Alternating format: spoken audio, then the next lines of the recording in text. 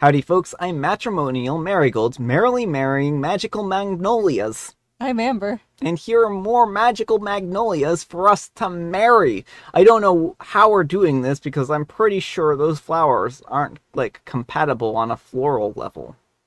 They don't have to be. Yeah?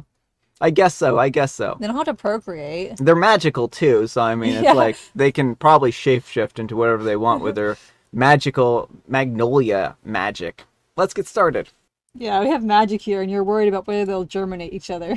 Alright folks, and our first letter is titled, Am I a Jerk for Calling My Girlfriend Dumb and Taking Away Her Key After She Almost Burned My House Down? My girlfriend wanted a pizza, and I have a really good frozen pizza from a local Italian market. They are made fresh, and if you do them up on a pizza stone, they come out perfect. I have made these for us many times. It is a simple process. You take a pizza stone and you put it in the oven and you let it preheat. You put the pizza on the paddle and then you slide it onto the hot stone. Once it's ready, you slide the paddle under the pizza and you pull it out. You put it on the carving board and you cut it. Easy, right? No. My pizza stone was dirty. It's scorched, not dirty, so her brilliant idea was to make the pizza on my plastic cutting board. Because that way, she could just take the cutting board out of the oven with the oven mitts and then cut the pizza without having to use all of those tools. Well, I got home to see black smoke coming out of my house and my girlfriend on the phone with 911. My dog was not on his leash and he was going crazy. I go to the front door to see that it's hot in the house or if I can see the flames. No flames, no heat. I get to the stove and I turn it off. I open the sliding door to let some more smoke out and get my leash on the way out. The firefighters are there within 5 minutes, and then the smoke is already dissipating, and they go in to make sure that it's all clear. Thank goodness, if they are there for less than an hour, it is covered by the city. If it's over an hour, they would have been charged for the response. My oven is messed up though, and I have a lot of smoke damage to clean up. I told my girlfriend that I was glad that she was okay, but she was dumb and she wasn't allowed in my house for a little while.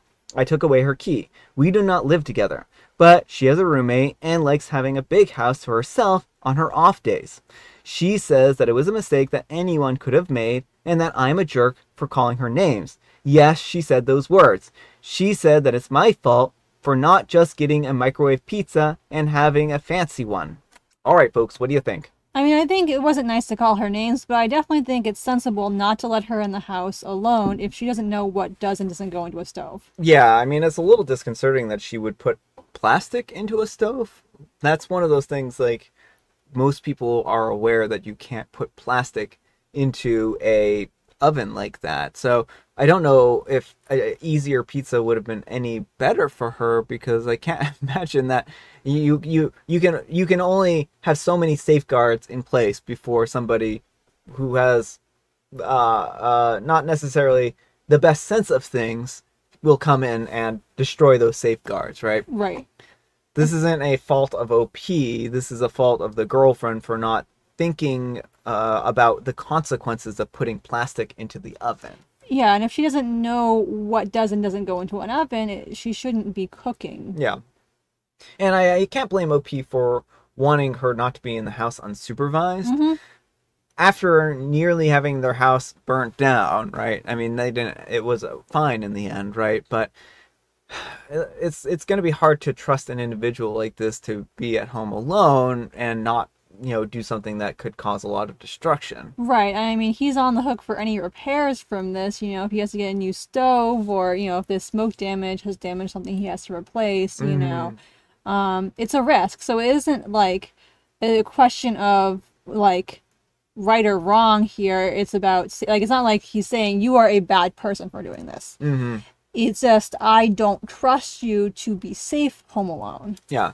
Now, another question I have is, like, does she have brain fog for one reason or another, for, like, a medical reason? Because I know, like, sometimes people who get pregnant, for instance, they'll have, like, heavy brain fog and they're not able to, like, think clearly or straight sometimes.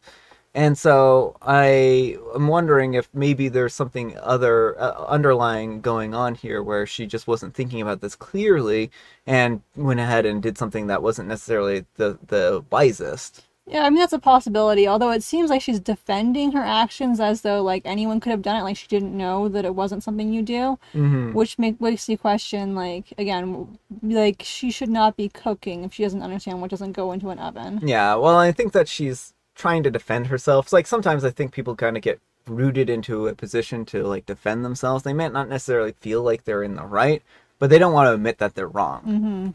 So I don't know. I think that OP is right in this situation to take away the key, though, at least for a little while, and for them to talk about this, and maybe they can look back on this someday and laugh about it, but probably not right now. Yeah.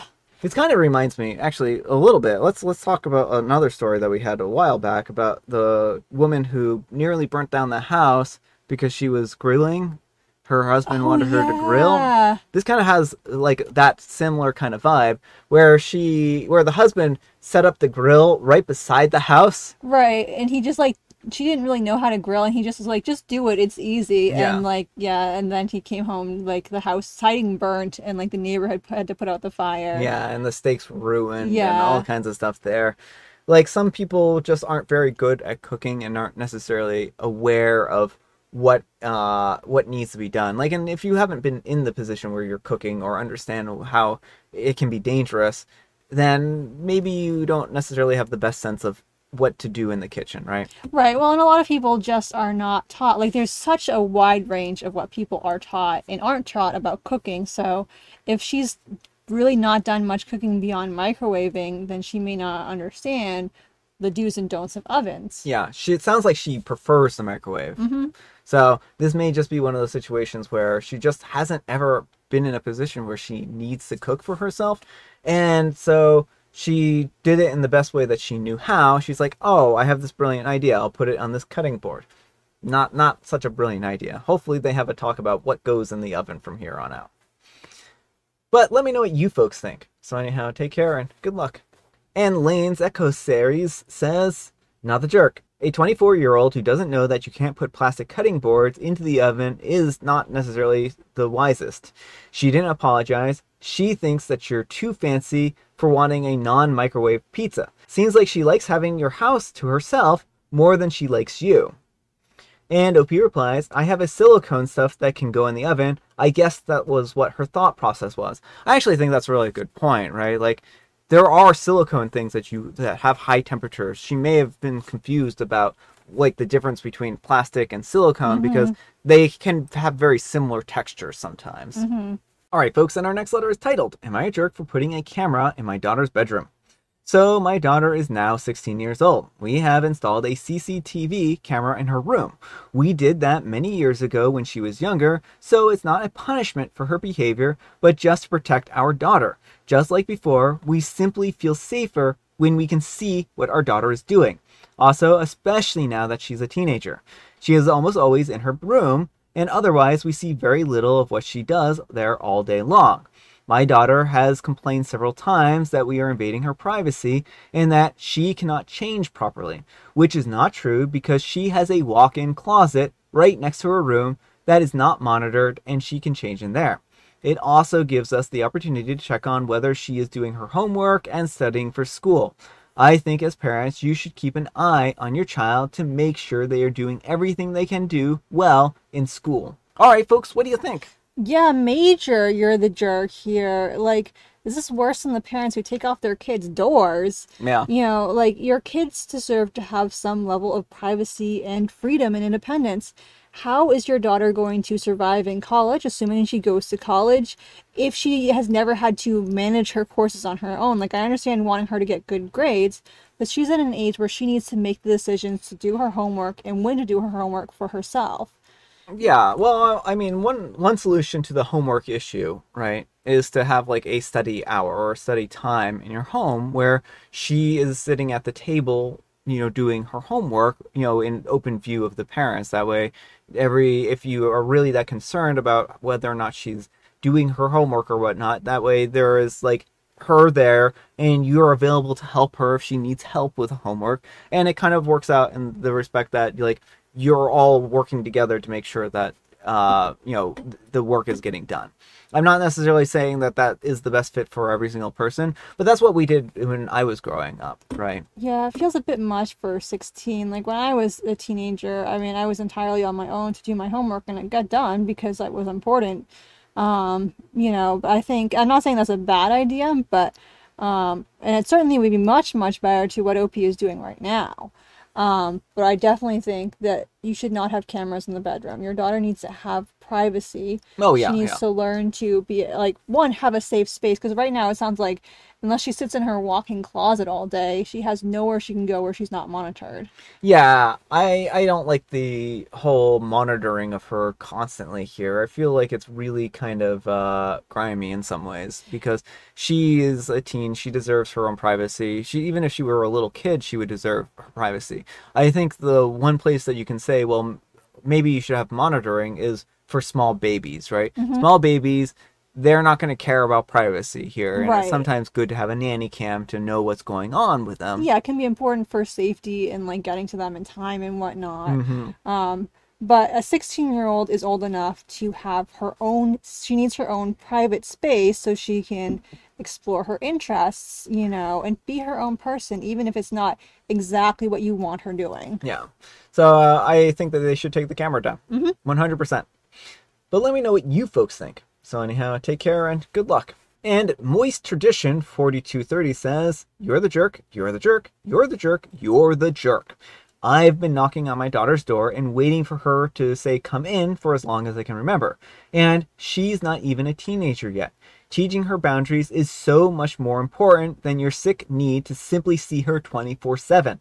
This is highly disturbing behavior from a parent, and if I were another parent in your social circle and I found out about this, I would 100% call CPS.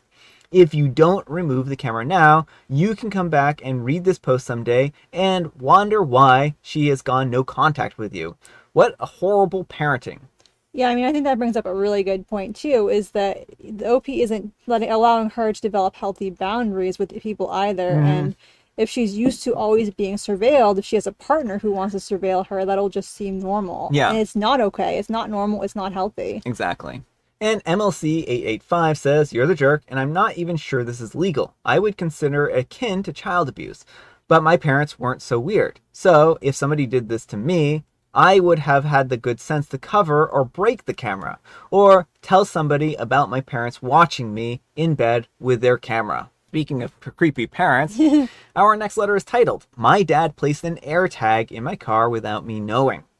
I am a 19-year-old male, and my dad has always been worried about the things that I've been up to. He regularly asks my brother or I if we drink or do drugs. I do none of these things, and I live a pretty mundane life. The day that I celebrated Father's Day with him, he insisted on sitting in the back and came up with an excuse to do so. The day after, my friend picked up a notification on her iPhone saying that there was a tag in the car, and that after searching for it for over the next few days, we found it lodged inside the bottom of the seat. We traced the number, and lo and behold, it was my dad's. I just feel betrayed. The entire time I was thinking that there was a stalker following me, but it was my dad all along. I'm planning on calling him today to confront him about it, but I have no idea what to say. Why would he even do something like this? Edit. I was not actually expecting this post to blow up this much, and I'm actually making this while sitting in my car. Very conflicted on how to move forward with this. I appreciate all the advice that you have given me, and I have had really good laugh at all of your ideas. I plan on confronting him on the issue soon. Wish me luck." All right, folks, what do you think? I mean, this is such a unfortunate situation OP has been put in. I think the best way to approach this is just to be, I mean, of course, he knows his dad best and knows how he's going to react to different things. But if you can, just be very straightforward. "Dad, I found this AirTag in my car, and I traced the number back to your phone. Why are you tagging my car?" Or you could take the AirTag and you could attach it to a police vehicle or something like that. Yeah, it seems a little much. Or a random car, or put it in a mailbox, or put it on his car. I think that I'm just kidding. Don't attach an air tag to other people's vehicles. That's unethical and immoral. And if the police found out there was an air tag on their car, he would get in a lot of trouble. Yeah. But I can just see him like following this police car and being like, "Oh my goodness, my son's been arrested," or something like that. Yeah. I don't know. Brian's bad advice. Bad advice, folks. Bad advice. Don't do it. And, explain how it makes you feel. It seems like your father doesn't trust you. And so express to him, like, I feel untrusted. I feel like you're treating me like a child you have to look out for, even though I've given you no reason. Yeah. And be prepared to, like, figure out what boundaries you want to set with him. Are you prepared to go low or no contact with him over this? Figure out what those are and express that to him and then hold firm. Yeah. I think those are all really good points. I think that this, again, kids of all ages are allowed to have privacy, and OP in this situation is allowed to have their privacy. They're allowed to be their own person, especially since they're 19, right? Right. It sounds like they're, they have their own vehicle and everything. Like, it's not like they're a little kid who needs monitoring, and even that, you shouldn't be air tagging your children. Yeah. Well, let me know what you folks think. So anyhow, take care and good luck. And John Vidal says, just give it back to him and tell him to grow up. Trust you to not sneak around, or even offer to leave it in its place if he's that worried and want to feel reassured. He could share it with your phone so you never lose your car again. Although at your age, I might have left it in place, removing it when it would threaten your plans. And OP replies, I honestly don't know how he's going to react if I confront him about this. I plan to regardless, but my dad's a sensitive guy, and I know he may get defensive if I don't be careful with how I say it. And Flammy says, oh my goodness, the scariest thing happened to me this week. I'm getting stalked. I found an AirTag in my car. Any advice, Dad? And OP replies, this one made me laugh out loud. I'd actually love to do this. The problem is that my dad is good at lying and probably would have spun it around somehow. Well, then you can confront him and be like, actually, I know it's you. And Elfitch47 says, well, you can talk to him about it like an adult, or you can attach the AirTag to something that is going to wander all over the city like a bus. And OP replies, laughing my butt off, I like the way you think, just wish he had been honest with me about it. It's not like I would have said no either. I would have. Not that I'm going anywhere, but I don't want people tracking me. Yeah. All right, folks, it is tea time. Grab your beverages of choice. I've got some tea right here, and Amber, she has a joke. Where did the doctor go on her vacation? Well, the doctor probably went as far away from the hospital as possible. Probably to, like, the Bahamas or something like that. They're a doctor. It's not like they can't afford it. To Illinois. Illinois? Because they want to go heal Illinois. That's the joke is that the doctor doesn't want to actually take their time off, but wants to go somewhere where they can work more. Yeah, that makes sense. Checks out. And I have Earl Grey. Alright, folks, that's all the time we have for today. Thank you so much for watching. Happy special Sunday, folks. You know what makes it special? You do, and Amber does too. And Brian too. Amber, we need some kind of moral advice and or guidance, and please have it on tracking people. Maybe don't track people. Maybe don't track people. Thanks so much for watching, and we'll see you all tomorrow. Bye. Howdy, folks. I'm Matrimonial Marigold, merrily marrying magical magnolias. Howdy, folks. I'm Matrimonial Marigold, merrily marrying magical Howdy, folks. I'm Matrimonial Marigold, merrily marrying Howdy, folks. I'm Magical Marigolds.